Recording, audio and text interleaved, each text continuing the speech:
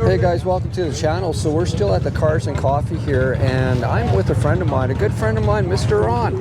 Ron, hi. So you've got one of the prettiest 37 Fords I've ever seen. Tell me about your car. Well, thank you very much, Gary, for that compliment. I can't take full credit for this car because Tony Satcher is the one that built it, and I had a couple cars that he liked, and so we did a trade, and I ended up with this. So it's a 37. I think I already said it was a 37 Ford two-door flatback, but it's got a Corvette engine in it. And if just hang on a minute, I'll show you the engine. Yeah. The one thing nice about the engine compartment in it is that it's when you build these kind of cars, you like to keep the engine compartment completely clean. Yeah. Of wires and everything. So if you look in here, all you see is the engine and the firewall and the air conditioning and heater hoses and that. Very pretty. It's a super nice build. A smooth firewall, a stunning choice of colors. Of course, it's a custom firewall. It's not a, yeah. You know.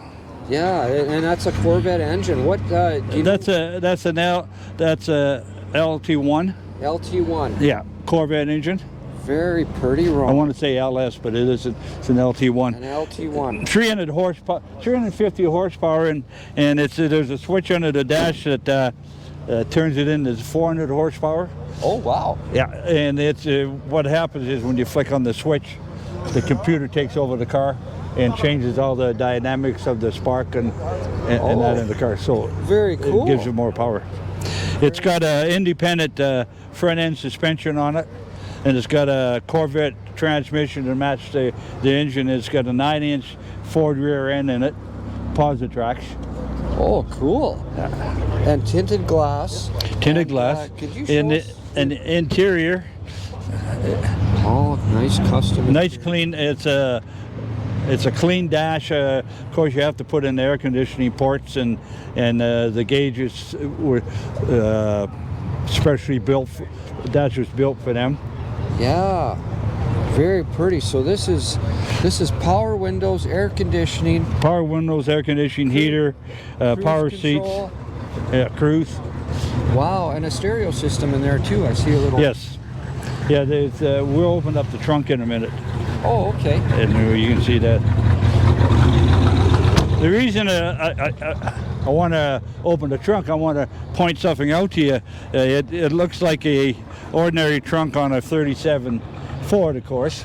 Yeah. And the 37 Fords used to flip up like this. Yeah. So every time you reached in to get something out of the trunk, you'd be banging your head on it. Right. So this one here, the trunk opens this way. I didn't realize that. Yeah, it opens this way, and then of course that's all the speaker system and that in there. And oh, pretty, Ron. That's nice.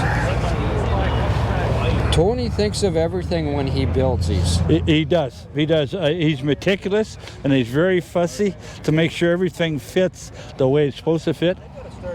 And I always say when Tony is doing the 60 Chev El Camino I own, and yes. I always say it's a shame that you put a body on top of the frame, because the frames and all the running mechanism under the car, it's just a piece of artwork. Yeah. You know, everything is just, it has to be right. Done to a high caliber. Yeah. Very, very nice. So, you know, like this, you didn't have one of these on your 37, yeah. Yeah, on the 37, and he built a stainless steel gas tank for it, which is an extra big gas tank, because he's always had small gas tanks on him. So he built a bigger gas tank. Oh, I kind of, well, no, I can't see it there, but oh yeah, I can see it. Yeah. Very nice. I don't know if you can see that in the video, guys, but yeah, it's pretty hard to see it when it's that low and there's no light. So, yeah. So, and I took it to Regina to the Majestic's car show last weekend. It was the first time, believe it or not, that I had it out on the highway for. And that's a fair drive. That's a 2.5-hour drive, and you know what? I put it on cruise, and it was just like sitting in my front room. That's how nice this car rides and drives. Just a comfortable, well-built hot rod. Yeah, absolutely. Very nice. Now, one thing special about you, Ron, you're one of the longest-running Draggins members. Yes, I am. Yeah. I wanted to mention I started that. I started in the club in 1950. 6 months after it started in 1957. Wow. Yeah. That's incredible. Very Well, I'm really proud of the Draggins Car Club. I'm proud of what it evolved to more of a club that cares about its community, cares about the car world, to make sure, try to promote safety and good driving on the roads. Yes. And also, as everyone knows, or probably a lot of people know, that our charity is the Abilities Council, Camp Easter Seal. And what we do, we were rewarded in two ways. The city of Saskatoon recognized what we had done in the city as a car enthusiast, and they named a park after us, Yeah. Draggins Car Club Park, and it's over in Hampton Village. And then 2 years ago, it's 2 years ago, we were inducted into the Canadian Street Riding Hall of Fame. It's the first club in Western Canada that has ever been inducted into it.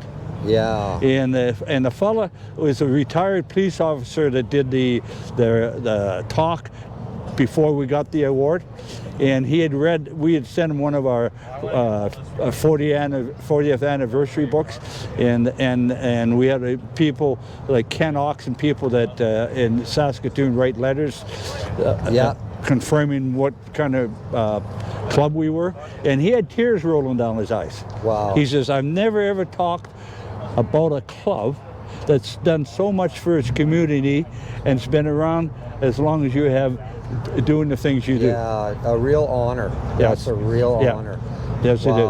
Well, Yeah. that's cool. I wanted to mention that because I think that's very important to be a part of that organization for as long as you have, and the things that organization has done for our community and for the charity for crippled children and adults. Yes, absolutely. We've donated through our car show and project cars that we build and raffle off.